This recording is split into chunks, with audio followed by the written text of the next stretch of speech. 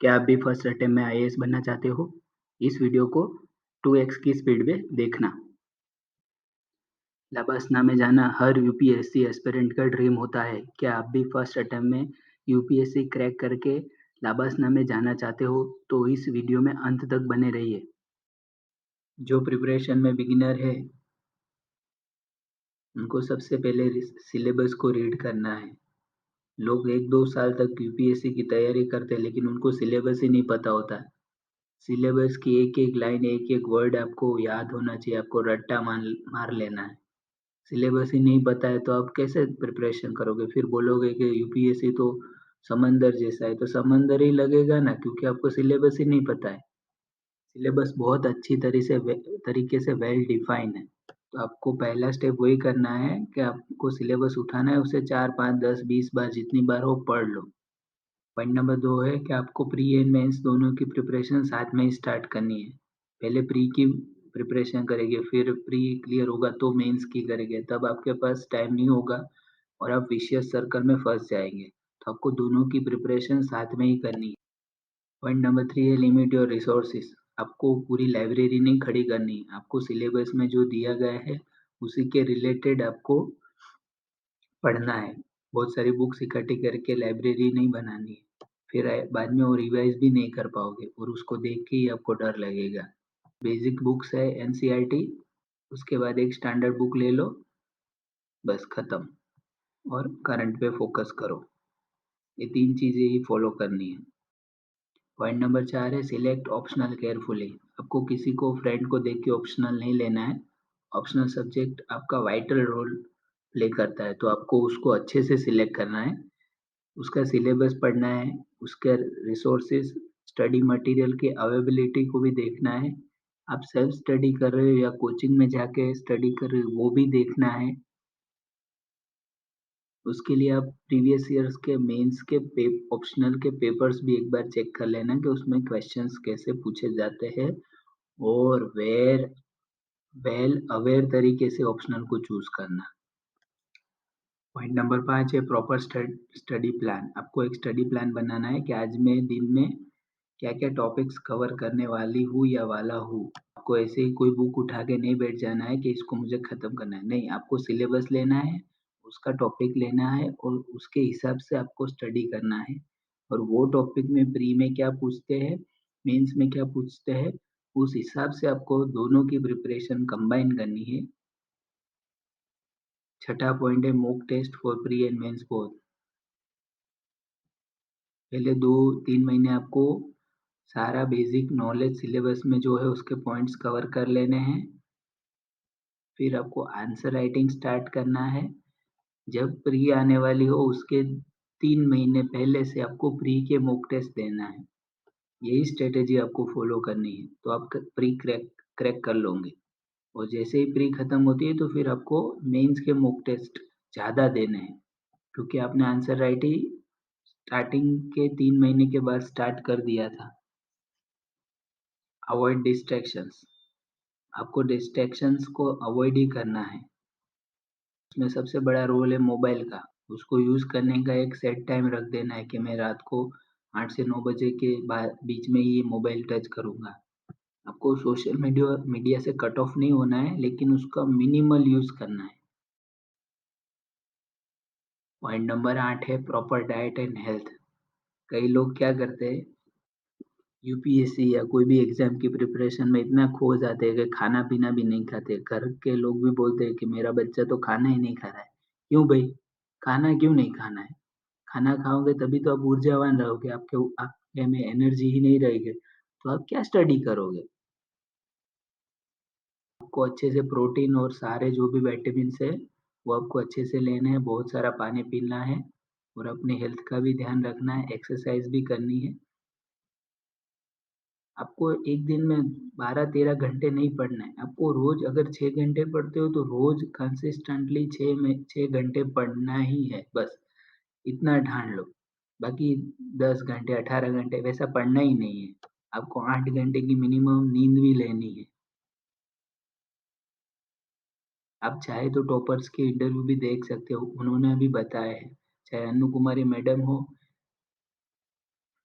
या टीना डाबी हो, सबने बोला है कि अच्छे से अपनी हेल्थ का भी ध्यान रखो, प्रॉपर डाइट भी लो और कंसिस्टेंटली पढ़ो। बहुत एक दिन 16 घंटे पढ़ लिया, दूसरे दिन नहीं पढ़ रहे, ऐसा नहीं। 6 घंटे पढ़ो लेकिन हर रोज़ पढ़ो। पॉइंट नंबर 9 है प्रीवियस ईयर्स पेपर्स। यूपीएससी की प्रिपरेशन में आपको प्रीवियस ईयर्स के पेपर्स देखने ही देखने हैं। वही आपका गाइडिंग लैंप होगा। उससे ही आपको पता चलेगा कि आपकी प्रिपरेशन सही डायरेक्शन में जा रही है या नहीं जा रही है। आपका ट्रैक सही है कि नहीं है। आप लाबासना तक पहुँच पाओगे कि नहीं पहुँच पाओगे। तो आपको प्रीवियस ईयर्स पेपर ज़रूर स्टडी करने हैं और उसमें क्वेश्चंस की जो पैटर्न है उसको भी समझना है। पॉइंट नंबर 10 है have plan be in mind. कई लोग क्या करते हैं ना कि यूपीएससी के पीछे इतने पड़ जाते हैं कि बैकअप में कोई प्लान ही नहीं रखते। दोस्तों हर साल 1900 जितनी वैकेंसीज होती है और तकरीबन अच्छे से प्रिपरेशन करने वाले बच्चे 1 लाख 1.5 लाख हो गए। वैसे फॉर्म तो 6 से 7 लाख भरते हैं, लेकिन जो अच्छे से मेहनत करते हैं वो कंपटीशन 1 लाख के बीच में होती है। तो उसमें से 1000 लोग यानी ओनली 1% का रेशियो है। तो आपको मान के ही चलना है। अगर नहीं होता है तो आप और दूसरी कौन से फील्ड में जाएँगे वो आपके माइंड में प्लान होना ही चाहिए। जैसे आप अन्नू कुमारी मैम का वीडियो देखना, उन्होंने लास्ट के 2 ही साल थे उनके पास 30 या 30 इयर्स के बाद 31, 32 दोनों साल का तब उन्होंने एग्ज़ाम दिया था। उनको उनको पता था कि मेरा नहीं होगा तो मैं टीचिंग लाइन में जाऊँगी। आप देख लेना उनके इंटरव्यूज़। उनके पास प्लान बी रेडी था माइंड में, तो वो कोई लोड नहीं था उनके ऊपर। या नहीं हुआ तो नहीं हुआ, लेकिन हमको हमारा 100% देना है। फिर भी अगर नहीं होता है तो आपको अपनी डेस्टिनी पे विश्वास करना पड़ेगा कि भगवान आपसे कोई और काम कराना चाहता है।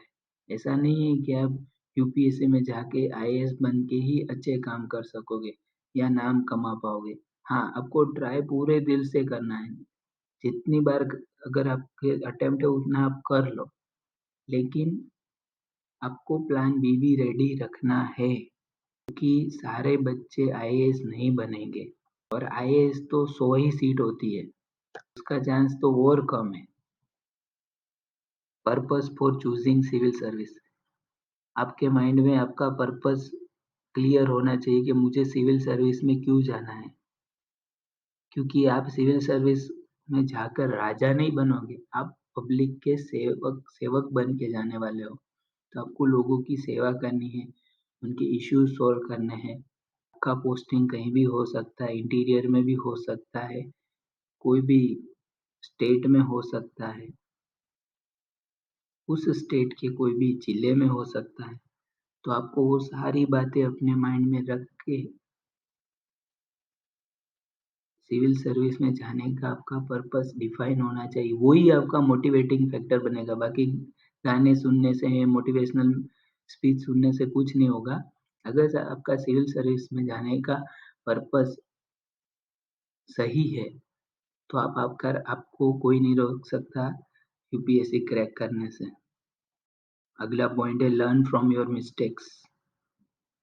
अगर आपने एक अटेम्प्ट दिया है, आपका प्री क्लियर नहीं हुआ है, तो आप सेकंड अटेम्प्ट देने जाओ, तब तक आपको आपकी मिस्टेक्स पता होनी चाहिए कि मेरी कहाँ पे गलती थी। क्या मैंने सही से पढ़ा नहीं था? क्या मैंने सही से रिवीजन नहीं किया था? क्या मैंने मॉक टेस्ट कम दिए थे? क्या मैंने मॉक टेस्ट का एनालिसिस अच्छे से नहीं किया था?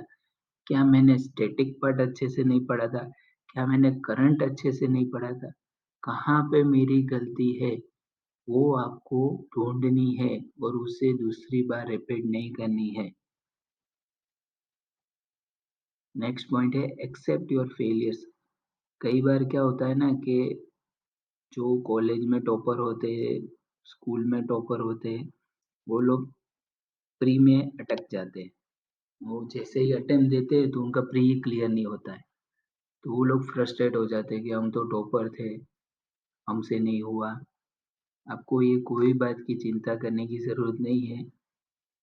यूपीएससी ऐसी एग्ज़ाम है वो सबको लेवल प्लेइंग फील्ड देती है, सबको एक तरह से ही तोलती है।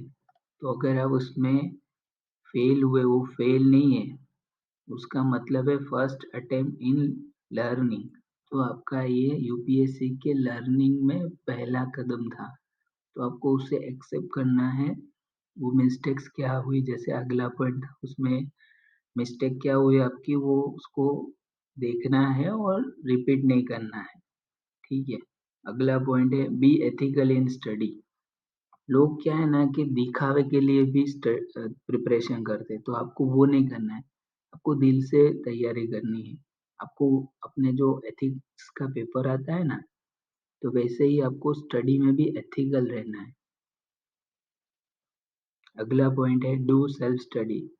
आज कोचिंग कोचिंग अगर आपको रिक्वायर्ड है तो आप उसमें जाइए, आप अफोर्ड भी कर सकते हो तो भी जाइए। लेकिन most of the content online available ही है। अन अकेडमी जैसे कितने सारे प्लेटफॉर्म्स हैं जो फ्री में आपको बहुत सारा ज्ञान देते हैं, यूपीएससी रिलेटेड आपको बताते हैं। तो आप सेल्फ स्टडी भी घर पे बैठ के कर सकते हैं। आपको सिर्फ सिलेबस देखना है, सिलेबस के जो टॉपिक्स है उसका ही अच्छे से स्टडी करना है। प्रीवियस ईयर पेपर्स देख लीजिए, उसमें से आपको आइडिया आ जाएगा। ये बड़ा इंटरेस्टिंग पॉइंट है, decide attempt you want to give. जैसे आप जनरल कैटेगरी से हो तो आपको 6 अटेम्प्ट मिलते हैं। तो आपको पहले से डिसाइड कर देना है ये यूपीएससी की जर्नी में जाके कि मैं 2 अटेम्प्ट या 3 अटेम्प्ट फुल फ्लेज दूंगा। मैं अच्छे से तैयारी करूंगा, दिन रात एक कर दूंगा, जितना हो सकेगा उतना अपना बेस्ट दूंगा। लेकिन अगर 3 अटेम्प्ट में मेरा क्लियर नहीं होता है तो चौथे अटेम्प्ट को देते समय मैं मेरा प्लान बी को वर्कआउट कर लूंगा। क्योंकि आपकी एज भी बढ़ रही होगी, आपका फैमिली प्रेशर भी बढ़ेगा। तो आपको सारी बातें माइंड में रख के आगे डिसाइड करना है। क्योंकि before becoming a civil servant आपके में वो क्वालिटीज होनी चाहिए प्लानिंग की। आपको प्लान करके रखना है कि लाइफ में भले ही प्रॉफिट ना हो लेकिन लॉस तो नहीं जाना चाहिए। तो आपको अपने प्लान भी एक्टिवेट कर देना है 3 अटेम्प्ट के बाद। नेक्स्ट पॉइंट है after fourth attempt give other exam also for plan B. एक दूसरा रास्ता है कि आपने 3-4 अटेम्प्ट्स दे दिए, आपका प्रिपरेशन बहुत ही अच्छा हो गया होगा, भले ही आप यूपीएससी क्लियर नहीं कर पा रहे हो क्योंकि उसमें वैकेंसीज भी कम होती है और कंपटीशन भी ज़्यादा होता है। तो आप दूसरी जो स्टेट पीसीएस है, बैंक्स पीओ है, ऐसे बहुत सारे एग्जाम्स आप दे सकते हो। तो आपको वो ज़रूर देनी है दोस्तों, क्योंकि वहाँ पे भी अगर एज फैक्टर आ जाएगा तो फिर आप नहीं दे पाओगे। तो सर आप 21 या 22 साल में ग्रेजुएट हो जाते हो, तो 26 साल तक आप 4 अटेम्प्ट यूपीएससी के दे दीजिए और 26 साल के बाद आप स्टेट पीसीएस और अदर एग्जाम्स को भी टारगेट कीजिए। नेक्स्ट पॉइंट है ट्रस्ट योरसेल्फ। यूपीएससी प्रिपरेशन में सबसे बड़ी बात है कि हम हमारा खुद पे से ही विश्वास खो देते हैं। आपको अपने आप पे विश्वास होना चाहिए कि मैं मेरा 100% दे रहा हूँ, जो रिक्वायर्ड चीज़ें हैं वो मैं कर रहा हूँ, मैं मॉक टेस्ट दे रहा हूँ, मैं रिवीजन कर रहा हूँ, मैं टाइम वेस्ट नहीं कर रहा, मैं लिमिटेड रिसोर्सेस में ही पढ़ रहा हूँ।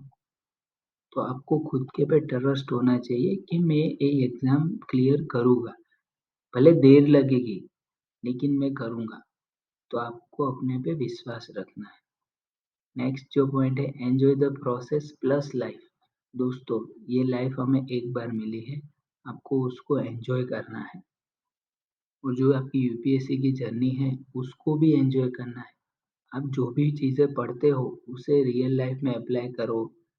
ये जो प्रोसेस है ना वो आपको रिफाइंड कर देती है। अगर आप आईएएस नहीं भी बनते, यूपीएससी नहीं भी क्लियर करते हो ना, तो भी आप एक अवेयर सिटीजन बनते हो और एक डेवलप माइंड वाले इंडिविजुअल बनते हो कि आपको सब चीज़ों का पता होता है। आपको इकोनॉमिक्स पता होता है, आपको साइंस पता है, आपको इंटरनेशनल रिलेशंस पता है, आपको जियोग्राफी पता है, आपको हिस्ट्री पता है, आपको करंट अफेयर्स पता है, आपका एनालिटिकल माइंड हो जाता है। तो आप एक अच्छी पर्सनालिटी वाले इंसान बन के बाहर आओगे। जो बोलते हैं ना कि यूपीएससी ने मेरी लाइफ बर्बाद कर दी, मैं फेल हो गया। नहीं, आप फेल नहीं हुए। आप शाइन करोगे, आप ट्राई तो करो, कोई और फील्ड में ट्राई करो। और अभी तो आप ये प्रोसेस को एंजॉय करो कि अच्छा आपको पढ़ना है, ये बुक्स पढ़नी है, आज मैंने ये सीखा, अच्छा हिस्ट्री में ऐसा था, इकोनॉमिक्स में ऐसा होता है, बैलेंस ऑफ पेमेंट ये है, बैंक रेट ये है, रेपो रेट ये है। कितनी अच्छी बात है दोस्तों, बहुत अच्छी बात है। आपका नॉलेज इतना इंक्रीज हो जाएगा ना कि आप बिलीव ही नहीं करोगे कि वो ऐसा भी चीजें थी जो मुझे पता नहीं थी। तो आपको एन्जॉय करना है, आपको शॉर्ट वैकेशंस भी लेने हैं 1 दिन का, आपको सारे त्योहार भी एन्जॉय करने हैं, ऐसा नहीं है कि नहीं करना है। क्योंकि लाइफ में अगर सेंस ऑफ फुलफिलमेंट नहीं होगा ना, तो आप निराश हो जाओगे। तो आपको अगर दिवाली है तो 2 दिन फैमिली के साथ मना के आओ, आप रिजुविनेटेड हो जाएँगे, आप फ्रेश फील करोगे और फिर से पढ़ाई में मन लगा लेने का और आपकी जर्नी वापस स्टार्ट कर देने की। आई होप दोस्तों आपको इसमें से कोई एक भी पॉइंट अच्छा लगा हो और आपके जीवन में काम आया हो। एंड हम भगवान से प्रार्थना करते हैं कि जो आपको स्क्रीन पे दिख रहा है LBSNAA LBSNAA Lal Bahadur Shastri national academy of administration में आप सभी का दाखिला हो, आप सब वहाँ पहुँचे, आपकी यूपीएससी की जर्नी सक्सेसफुल रहे, आप आईएएस, आईपीएस बन के सही में स्टील फ्रेम ऑफ इंडिया बने, लोगों की सेवा करें, अपने ड्रीम को अचीव करें, हमारे भारत को आगे ले जाए, इसे विश्व महागुरु बनाए। ऐसी ही गॉड से प्रार्थना है। ऑल द बेस्ट दोस्तों। अगर आपको ये वीडियो अच्छी लगी हो तो उसे लाइक, शेयर और मेरे चैनल को सब्सक्राइब ज़रूर करें। वीडियो को अंत तक देखने के लिए आपका धन्यवाद दोस्तों। जय हिंद, वंदे मातरम, भारत माता की जय।